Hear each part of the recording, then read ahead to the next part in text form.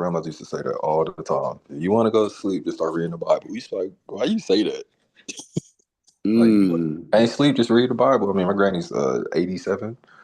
She used to say it all the time to us. Like, and now I'm like, yeah, I get it. I get what you mean. It's just a time for real. Cause you can have all the energy in the world. You're up, you're good, and then you start going through a few pages. You get hit with the sledgehammer of sleep. It's like, oh my goodness. Mm. It's all good though. That's good. I'm just waiting for the other group to join in. So we're just going to continue on with this outline on Pesach. This being able to kind of like, we're looking at it right now from a satellite perspective. We're not going super in depth, at least thus far. Now, yeah, here we go.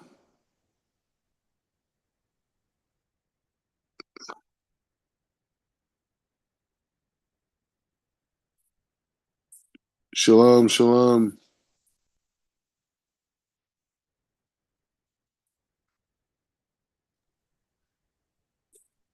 Shalom, shalom. How's everything?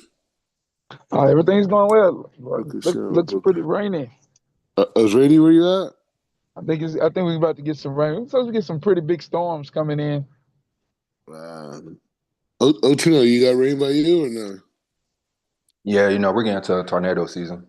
So we're getting rain, storms coming in, all that. They got tornadoes in Texas? Oh yeah. That's our thing. That's all we really get. Yeah. Well, in Dallas, we don't get hurricanes. Yeah, well, see, in Southeast Texas, that's originally where we're from, but we used to get hurricanes, and so that's a massive evacuation. Yes, yeah, I can't deal with that, man. Yes. Well, I mean, coming from LA, you have you ever had an earthquake?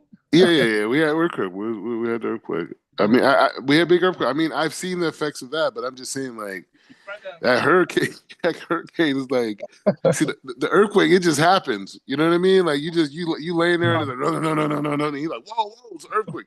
The hurricane, it's a build up to it. It's like, it's coming. It's coming. We got to evacuate. Pack it. To me, that's way more terror. You know what I mean? Like, get everything you can. We got to go. The hurricane is coming, Yeah. Well, you know what? It's weird because when I first moved to the East Texas area, my neighbor, because I had never just experienced tornadoes like this, and I asked him, said, "Man, how do y'all prepare for tornadoes?" He's like, "Man, you can't. They just pop up." It's like, wow. That's crazy. All right, so we're going to continue on this Pesach prep. Any questions from last class? I mean, didn't you sent me something, didn't you? You sent it. I read it. It was from Haggadah, right? Yeah, that's from the Haggadah. Okay, so what was the point you wanted to bring out in it? Because I just saw it. I didn't know. I mean, there's so many points in it. I didn't know what you were like. Well, the first point was just understanding the natural bondage and slavery from a physical standpoint, and basically from a carnal standpoint.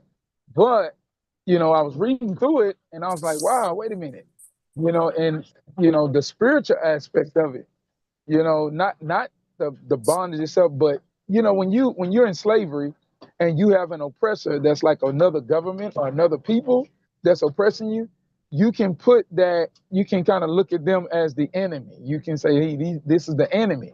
But once you come out of that slavery, that bondage, and your enemies are dead, your enemies are lost in the Red Sea.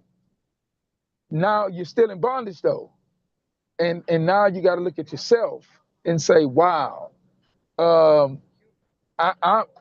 keeping myself in bondage. Now I'm becoming my own enemy. And just that aspect in the Haggadah that deals with that, to say that we were idolaters, that we worshiped other gods, and now we're serving one God, and what's happening is that we're having to purify ourselves, we're having to correct ourselves, And I just thought that that was, it's like, wow, when no one's bullying, when no one's oppressing you, you find out that you're oppressing yourself. You know, I had a conversation with a good friend of mine, a brother, and he was telling me, a couple weeks ago, he was just, he was talking about how, being raised, he didn't realize that he was poor, but what that taught him how to struggle. And he said, now as a grown man, I earn more money than my mother and my father ever saw. And he's like, but I'm still struggling. And he said, and he realized that it wasn't his circumstance around. He said, but, unconsciously, he sets up situations that cause him to struggle because he learned how to struggle. I was like, wow. So you become your own enemy. And so that was when you sit back, it makes you reflect back on yourself. And so that part of that was actually a part of the introduction. And I just thought it was just amazing. Yeah, no, it is powerful. One of the things I was thinking about when you're talking is like, when we're sitting at the Seder table and we're connecting, and we're doing all these different we're doing all these different actions, right? And all the different actions that we're doing is in essence bringing lights into this world, right? The light is there, but we're able to access it through these actions. We have to do something physical to connect to this light that's there. And so while we're sitting there and you think about it, like, what is that? And we spoke about it a little bit towards the end yesterday, or we're talking about like the thinking process, right? Because you mentioned the Holocaust, and it's very important, and so many of the different tragedies that have happened, throughout the ages. But you saying that made me really think about this idea of like, what is that? What is it? What is the ultimate level for me at the Pesach table? Like, where is my mind at fully? And we talked about that idea of, a lot of times you hear people talk about connecting to the mind of Abraham, right? Like, there's this idea that like Abraham like naturally kept the Torah, right? The things that we need laws to do, like Abraham just kind of like did it naturally. Like he wouldn't go certain places, he wouldn't eat certain foods. It just didn't like it didn't like it didn't like it didn't feel right for him, right? So like Abraham had this kind of like hyper like wisdom and hypersensitivity where it was just certain things he didn't do and certain things he did do, and he just certain things just felt right and he did them, as when we have halacha, right, that says those things, right? So in a lot of ways, a lot of the halacha, is everything that we do is,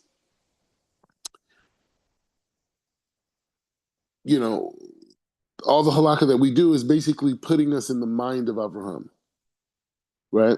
This is the thinking process of Abraham. Like a lot of the Talmud, the Mishnah, the Gemara, the discussions, the Midrashim, all these different things are like expressions of that super consciousness that Abraham, was blessed with or connected to, whatever. But the bottom line is that's that consciousness. And so now we have laws that says don't do this and don't eat this and do that, those things, right? So that's kind of like the idea where he said Abraham kept all the Torah, right? Because it was his natural nature to be in line with the life force of the Creator, right? So the point is, with that being said, when we're in, like, say, we're in the class, right? Like we're in yeshiva, this type of thing, like a normal learning seder. When I say normal, meaning that like if we were just going through the Talmud page by page, right? So we have our rabbi, he's there, he's going through the pages and he's asking us different questions as we go, and he was to try to get us to understand what's being said, right? And so, but he sees the world a certain way, like he sees the world a certain way. So part of the growing inside of the learning environment is to not just learn the text, but rather learn how your rabbi learns the text. Because there's a lot of ways to learn it. And he has his own unique way, but that's your rabbi. So you learn the way that he learns the text. So it requires you to go into the mind of his thinking process. This is how the rabbi said, even to the point I would kind of I got to a point where I got so comfortable with my rabbi who passed away, Rabbi Rockmill, Abraham Rockmill, blessed memory, that I even kind of knew like what story he was going to tell based off of that idea. Like what was going to trigger in his mind, and he's going to tell this story about when he was younger and this thing, because he kind of has a set of stories. He was an amazing guy in that way, right? I mean, he had innovations, but he had his stories, And so the point is just saying that so I was able to tap in, or that's the goal, right? So I'm giving those examples as a mechanism to go back to that conversation we had yesterday when we think about the mind of that person that was a slave in America that was not allowed to read about God, right? But had this innate connection to God and was able to see God without even having a Bible, without having a Torah, without having anything, right? Right now I'm working off the sixth or seventh generation slave that was there, right? Inbreeding upon inbreeding, breeding, whatever, however way it happened, that's what they did, right? So that human being in such a vulnerable state, right? Like in such a vulnerable state and treated so harshly, and it was so normalized, right? But still, even with all that, they were able to look and see hope. They still had hope. They still sung. They still rejoiced. They still saw a better day. They were able to, it's almost like they had prophecy, right? That they saw that this is where we're at now, but this is where we're going to be in the future. This is the music that they created. This is the dance and the celebration that they created with no formal education, natural, right? And so I want to be able to connect to that thinking process. I want to connect to that aspect of hope, right? That aspect of being able to see God, right? I want to connect there, right? That's where I want to take my mind at on the Pesach table. That's where my mind is at. Because out of that, I can see God's greatness clearly. I can clearly see God's greatness. Clearly, that's the Exodus. That's the Exodus. I can clearly see God's greatness. This what the plagues were. This is the Yam Suf. I could clearly see God's greatness. Okay, so you know what? I don't have a Yam Suf, but you know what? I got my ancestors just like, I mean, slavery was over, what, like 1860 or something like this? So I could just go back a few hundred years. Not thousands, I don't need to go. Hashem gave me a gift that I can look at my ancestry and see the vulnerability that existed in Egypt. I can see the lashes that were given by the oppressive slave master that also was given to Egypt. And I can still see and connect to the hope and the strength that existed during that time. We learned about the women. Yocheved, Shifta, Prua. We learned about them. Their defiance of Pharaoh. They spoke truth to power. And then those people who were treated that way had generations later that spoke truth to power, given the opportunity. That's the same mind. That's the same mind. The one that couldn't read, and the one who taught the oppressor their own constitution. That's the same mind. That's the same mind. That's the same person. So the concept is saying like this frame of thinking of Exodus, it has to be personalized. It has to be personalized. Everybody, no matter what your background is, I'm speaking about it because I'm African American, but everybody's background. You have to go into your own family's history, exactly what happened, because you are in a place of greatness. You are sitting as a king. You're sitting as a queen. You're sitting in front of Hashem. You made it. You're at the Seder table. You made it. It's not like we're drinking like we're royalty. We are royalty. We're bringing down the light for all of humanity, the whole planet Earth. No one else is bringing that light down. Tell me, where are they? Where are they? We're the people that are bringing down the light of the 15th of Nisan, 14th of Nisan. Where are these people? The light's there for everybody. Nobody wants a Seder. Nobody wants to read the books, right? So the point is just saying that I have to personalize it, right? Because that's the goal of Judaism, right? The goal of Judaism is to help people see that they are the light. Not that they need to convert to something else. They're the light. You're the light. You know. So, anyways, all right. So, with that being said, we're going into this. We're going back with Chief Rabbi Lord Jonathan Sachs, and we're going to continue on because he is amazing, and we're going to continue to learn. Okay. All righty. Where are we holding it? Okay. So, Pesach in the home, right?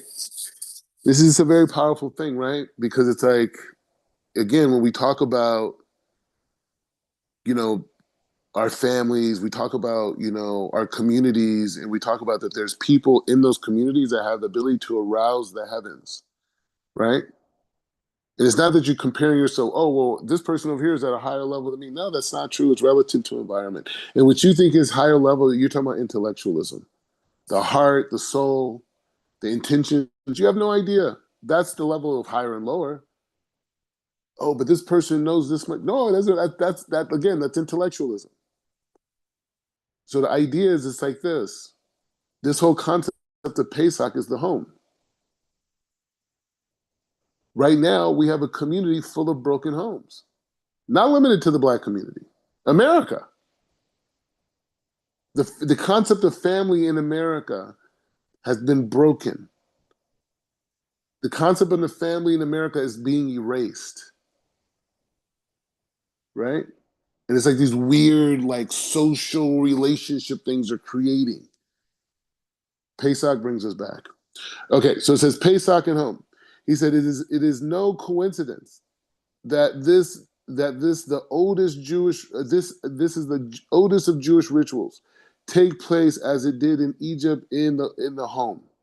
Judaism attaches immense significance to the family. The book of Genesis is entirely devoted to families. Adam and Eve, Noah and his family, Abraham, Sarah, Isaac, Rebekah, Jacob, Rachel, and Leah, and their children. The family is the birthplace of a free society.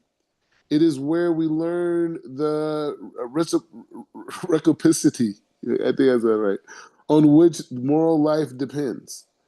He says it is where sharing our vulnerabilities we discover strength.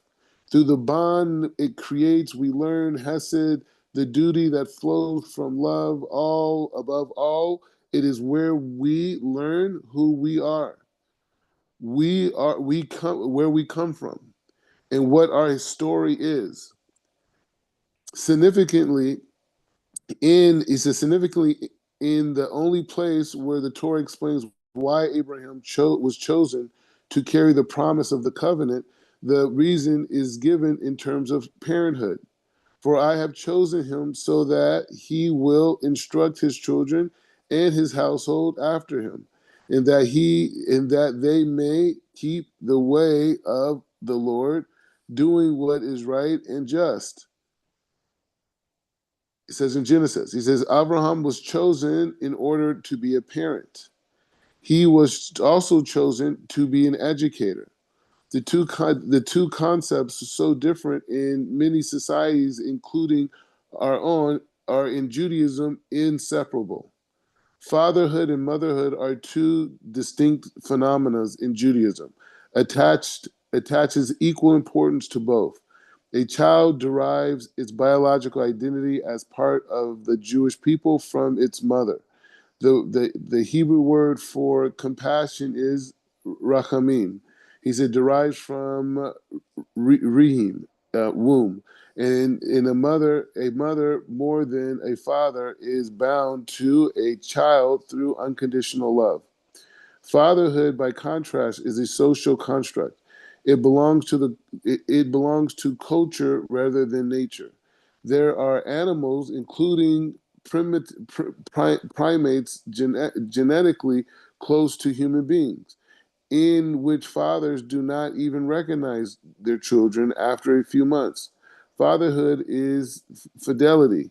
Is not a constant across cultures. I think I said that right.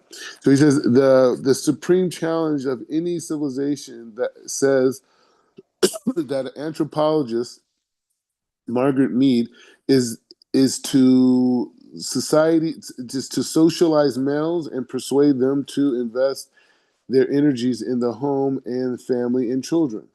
This was one of Judaism's greatest achievements throughout the ages. The Hebrew word for male is zachar, is closely related to the memory of Zacher. And he says Zacher. Anyway, so and it is the task of the father to hand on to their children the memories of the past, for we are related to the past not just biologically but also culturally, through the stories we tell and the history we relate. That he says the history and memory. He says that is we do on Pesach. Thus, Pesach, the festivals of Jewish memories, is celebrated in home, the birthplace of memories. So again, this idea of understanding that we also have to have the kavana of healing the spirit of the family, right? And not just just Jewish families, but families totally, because healthy families create healthy societies, right? And so Pesach is a time for the family to recreate a new bond, a new love, a new sense of connection, a new sense of like vulnerability collectively in front of God. It's a renewal, right? He says families are a source of immense strength, but they can also be the source of narrowness, nepotism, and indifference to the world outside. There is a potential conflict between the family and the wider concerns that are needed to build a society of justice and compassion. For that reason, a Jewish home must always be open to the hungry, the lonely, and the visitor. And he says Abraham and Sarah waiting at their tents to provide food and shelter to passerbys are an enduring symbol of this Jewish value. Greater is hospitality. He said the sages, then welcoming the divine presence. So hospitality is greater than being in your own spiritual world, right? He says the Hebrew letter bet, whose name also means house, is open at one side. So he said like the letter bet. He said the letter bet is kind of similar to whose name bet and house, right? By it. So he's comparing the letter bet, the shape of it. He says it's open on one side to show that the Jewish home must always be open to the needy. Thus, so it's a whole study. It's a whole study on the shapes and what they mean. She says, thus the Seder night begins with an invitation. Let all let all who are hungry come in and eat. He says, in fact, in all the ages, Jews celebrating Pesach sought guests long before the meal began. The invitation is at this point is simply to remind us that a free society exists only where families share their warmth with others. Okay, so we're going to keep going, but I do want to reflect on this a little bit because this is a big concept. Any thoughts, reflections on this concept of family, holiness, and Pesach? Like any reflections on it? Yes, shalom. I I one of the things that really, you know, last year for Pesach, it was, of course, we go through the Haggadah and it's very beautiful.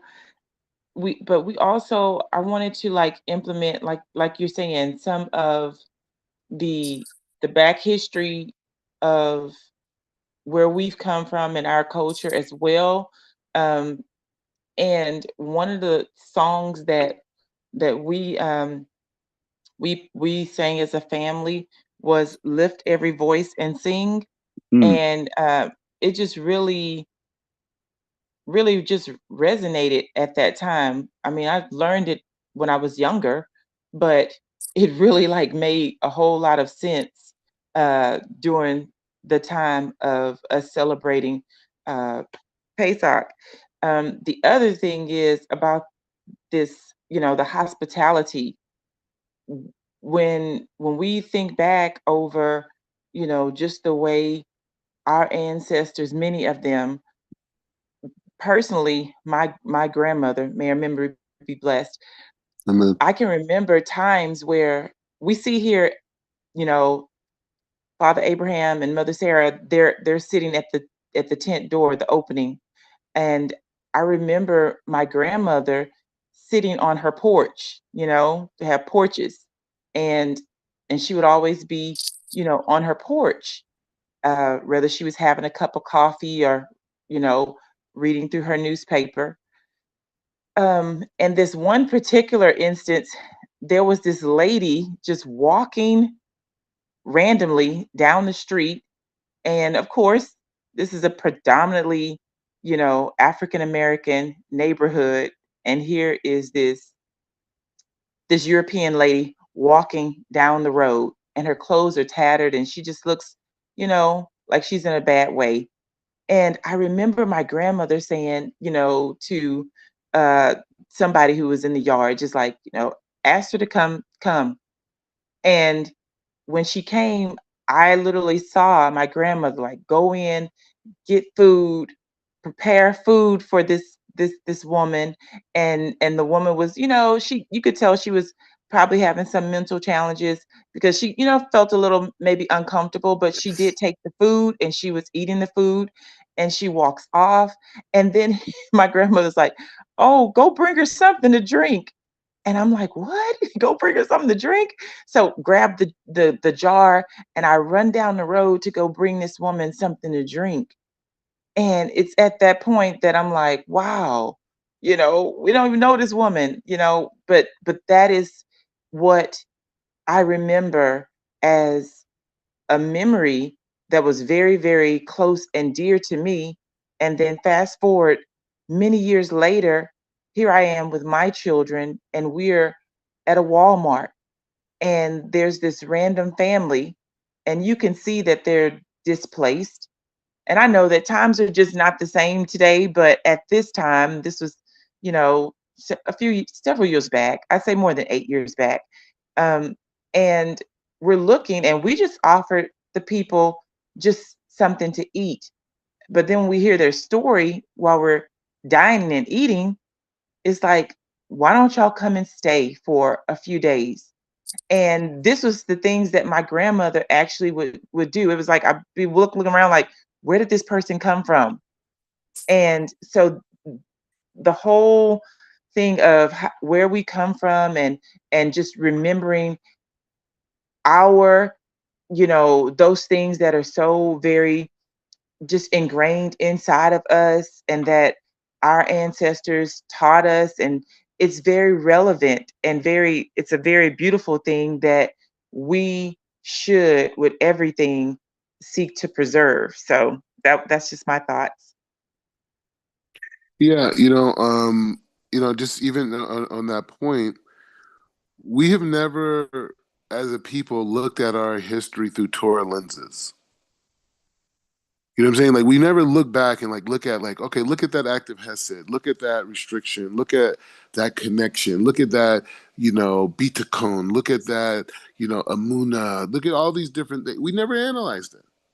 We've only analyzed our culture from a production basis. This guy did this, he made this much money, this person achieved this influence, which is great. It's nothing to negative.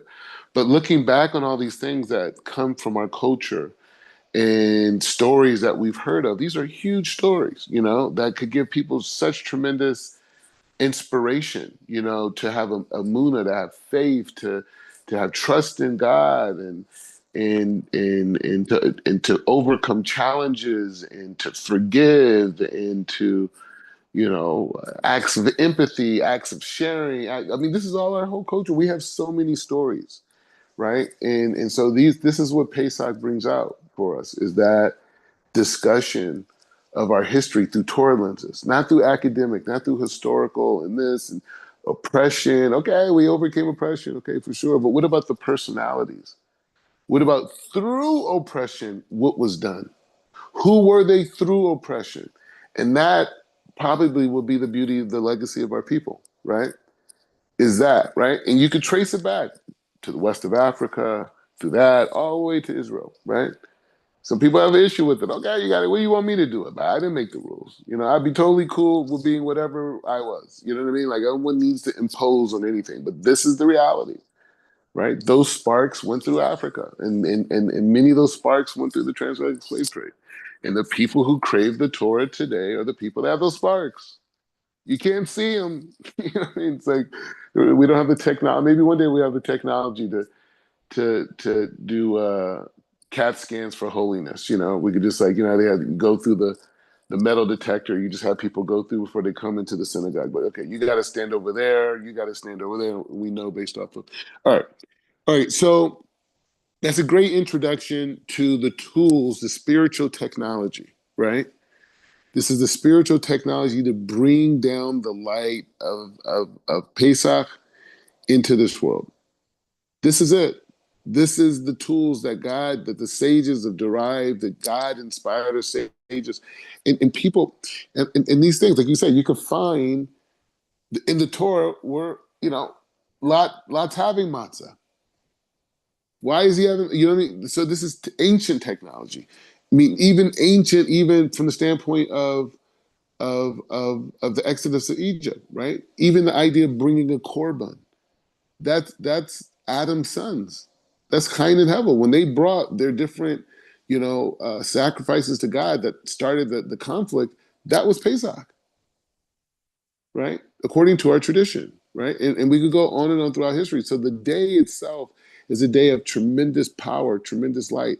And we read it. Yeah, I think we read it together, right? In the Talmud. This is the day where all the grain in the world is decided. So this is a powerful day. This isn't like just the fact that it's because of the quality of this light that we can look into our past and elevate sparks. But the holiday, the connection itself isn't the past. The connection itself is the light that's streaming from the heavens through the cosmos into planet Earth, into our soul. And we access that ability through the tools that we turn our table into a mishbeach, into an altar. That's what the table becomes, right? And the food and everything that we're doing is the sacrifices that were brought similar to that day. And we have the same intentions of bringing down this powerful light. That's it. So now we go a step further, and now we start talking about our past. We start talking about our history. We start talking about the history of the story, the whole thing. But the connection on these days is the connection to the power of God's light coming into this world. And God gave us like an umbilical cord. He gave us a branch to hold on to, which is the Exodus. That's how we could kind of grasp the power of this day. Without the Exodus, we wouldn't know. I mean, you could think one way, I could think one way, this, whatever. No, we see it. Okay. All right, so let's do this. So what is the beginning? So we're going to go in depth on the different parts, right? Right. We'll see how many we do today, right? Okay, so it's like this. So Kadash, right? Remember Kadash, that's the first part, Kadash. He says, we begin the Seder, right? Kadash, Kiddush, right? He says, we begin the Seder by the formal act of sanctifying the day. He says the Kiddush tonight is the same as the other Kiddush festivals. Nonetheless, Kiddush as such as has a particular connection with Pesach, since the command to establish the calendar was first given to the Israelites prior to the Exodus. This month shall be the mark of you. It'll be a mark for you, the beginning of the months. It shall be the first of the months of years for you. He says this was the first commandment given to the Jewish people. So the calendar, this system of thought, this system of time, space, and motion of reality was given as they're doing the Exodus, right? It's the first commandment given to them. Rav Avraham Plum explains this in the following way. The difference between a slave and a free human being does not lie in how hard, how long, or how hard each works. Free people often work long, hard hours doing arduous tasks. The difference lies in who controls time. You hear that? It's big. He says the difference between free and slave is not labor. He said it's the free person. The free person controls his time, and the slave does not. A slave works until he or she is allowed to stop. A free person decides when to begin and end. Control over time is essential difference between slavery and freedom. Control over the calendar gives the Israelites the power to determine when the moon occurs, and thus when the festivals occur. And they were given authority over time. So we decide, okay, this is the first of the month. We see it. We see it with our limited 1% reality. We see it, right? That's interesting. If we only see 1% of reality, why does God make us see the moon, right? So anyway, so it's like this. So he says they were given authority over time. He said the first commandment to the Israelites was thus an essential prelude to freedom. It said, learn how to value time and make it holy. Teach us rightly to the number our, he says, teach us rightly to number our days, that we may gain a heart of wisdom. That's the Psalms. Okay. So he's going to continue on going on Kadash, right? We're going deeper in it. We're going deeper in it. Let's go. So he says, when Pesach falls on Shabbat, right? He said there's two forms of holiness, right? We're just learning it. We're not saying, this is not relevant. This is right. No, we're learning it. We're going through it. We're preparing. We're building a vessel, right? We got to be experts, right? Spiritually and intellectually. So he says two forms of holiness. He says Shabbat and festivals are different. Shabbat represents creation. Festivals represent redemption. That's big. That's a big statement, right? Shabbat represents creation, and festivals represent redemption. Chief Rabbi Jonathan Sachs. So he says Shabbat is about the presence of God in nature. The festivals are about the presence of God in history. Accordingly, Shabbat was declared holy by God himself at the culmination of creation. It says, God blessed the seventh day and declared it holy. He said the festivals, by contrast, are sanctified by the Jewish people through their determination of the calendar. Just as redemption takes place in history when we act in partnership with God, and we know what partnership means. We're accepting that God is the creator of all things, and by doing that, we play our role, and by playing our role, we're working in conjunction, but not by the secular sense. God has no partners. So he says, thus on Shabbat we end the Kiddush by stating Mikadesh HaShabbat, right? Mikadesh HaShabbat. So he says, meaning that it is God who sanctifies Shabbat. But on the festivals, we say Mikadesh Israel Hazmanim, meaning Mikadesh Israel, yeah. Hazmanim. He says, God who? He says God sanctifies Israel, and Israel in turn sanctifies time. He says Shabbat is holiness from above, below. The festivals are holiness from below to above. This is big Kabbalah that he's just saying it very clear, but this is very big Kabbalah. He says Yom Tov's fall. So now that we understand that there's this contrast, he says Shabbat represents creation. Festivals represent redemption. Shabbat is the heavens coming. into this world. The festivals are us controlling, is defining time through experience. So he says, so he's saying, so he's saying, so the holiness of Shabbat comes from above below, is above to below. And festivals are, excuse me, some water. Anyways, just some like Israel code going around. You know what I mean? It's like, just get it. You try to stay away from people, but it gets you. But it's like it's a family thing. You know what I mean? So it's all right. So anyways, so we all get sick together. Anyways, all right. So okay, so this is where we're at. So Shabbat is from above this. So he's just showing the contrast in the functionality. So what's the issue? So when Yom Tov falls on Shabbat, Shabbat takes priority. This is because the sanctification of Shabbat is of a higher order. He says the prohibition is more extensive and the penalties for violating them are more severe. The primacy of Shabbat, also exemplifies the general rule in Judaism that when a frequent obligation coincides with a rare one, the more frequent takes precedent. He says this in itself is an expression of Jewish values. Many faiths, in many faiths, a sense of holiness and spirituality belongs to the moment that are rare, unusual, exceptional. In Judaism, he says, in Judaism, what is holy is texture of every day itself. Judaism is not poetry, but prose. It's not poetry, but prose. It is.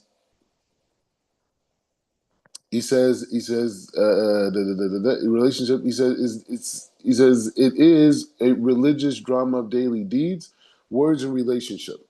God is not distant, but in the here and now, if we create space in our hearts for His presence.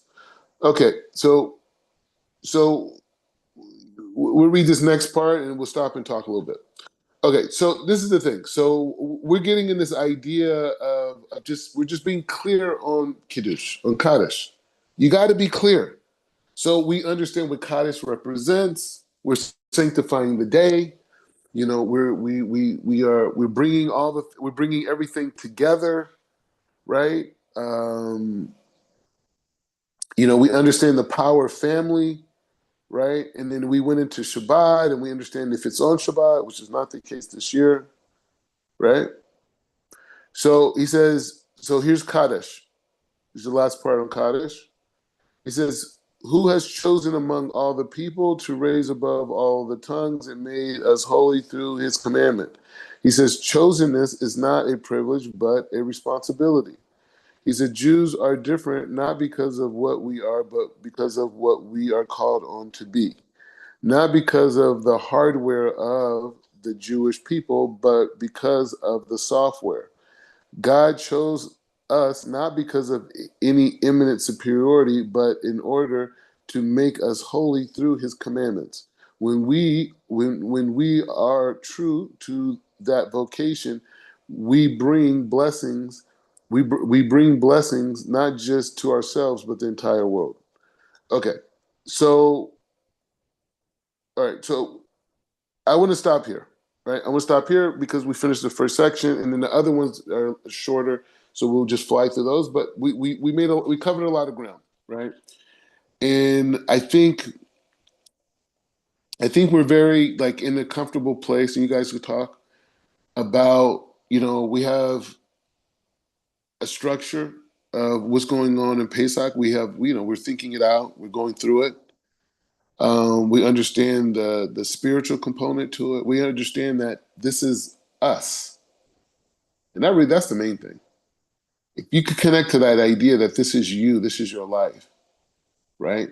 And everybody, if someone is listening to this, right, and someone's listening to this conversation and say they're Asian, you have to go and look through the story of your particular people. They're Korean or Chinese or Japanese, whatever it is.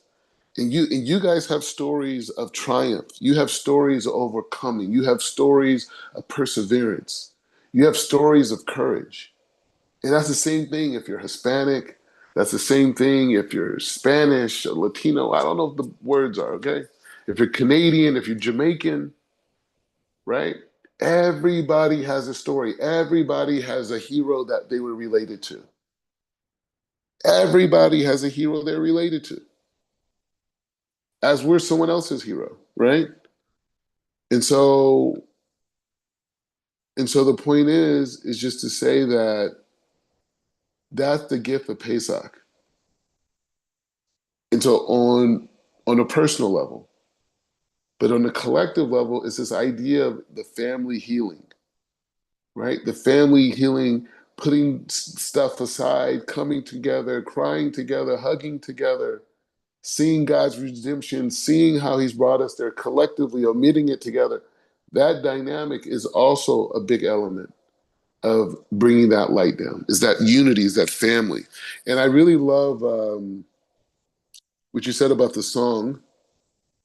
And I'm going to talk to Rabbi Pinchas about that and see if there's a way to take the song and maybe transfer it into different language, right? Lift every voice and sing to earth and heaven ring, right? So I'm going to talk to him about that because I think that could be something that could be spread around to the different families around the world. You know, have it in Hebrew, have it in English, but that could be a thing. I don't know. You may have created an opening with that, so you should be blessed. But all right. So, any thoughts, reflections? No, so that you, Rabbi. Okay. Oh, Tino, you got anything? Nah, I'm good. I'm just listening. All right. All right. So all right. So we'll end it here. So we just finished the first part of the Seder, which is Kaddish, which is the Kiddush, the sanctifying of the day, and we connecting that idea to the calendar and this whole time system that we have, right? Which is Rosh Chodesh Nisan is about that time system, right? And that time system that we have, right? That time system that we have is why we're able to receive this light. So the kiddush that we make is in reflection of our ability to count that new moon and to decide that this is when God's light is going to come down. Because God's waiting on us to count it, right? I mean, the light's going to come down, but He's still waiting on us to. All right. So we'll continue on. You know, perhaps even later on tonight. I don't know if you guys are around. I don't know. We can play with it, but like I'm just trying to push through Pesach. You know what I mean? And there's a lot more stuff because even after we go through the Seder itself, we still got to learn the halakha. You know what I mean? We still got to go through the laws and this, and then we got to go through matzah. You know what I mean? We got matzah. We got a whole big work to do. We not even started, and we only got like, oh man, this is so much. All right, maybe God help us. We could get through this. Hold on. Go ahead. Go Rabbi, ahead. Go ahead. I have a question. Mm. Okay, so we're doing we're doing the first Seder Saturday evening after Shabbat, so after Haggadah, right? Yeah. All right. Now, at what point is it permissible to prepare the meal per se? We'll go over all that. That's all the Okay. halakha. Yeah, that's Okay. that's something that because right now we're just going through the Seder, right? And then after we go through the Seder and the meaning behind everything, as you see, Rabbi Sachs is doing beautifully for us. Then we're going to go into the halakha, which is all these variables, and specifically coming out of that transition. And then, like, where's the food? We ate all the food on Shabbos. So what do we do, right? So we'll go over all that. It's widely discussed, and we're going to have many variables to deal with that. Okay. So now. Ta-da. Okay, Baruch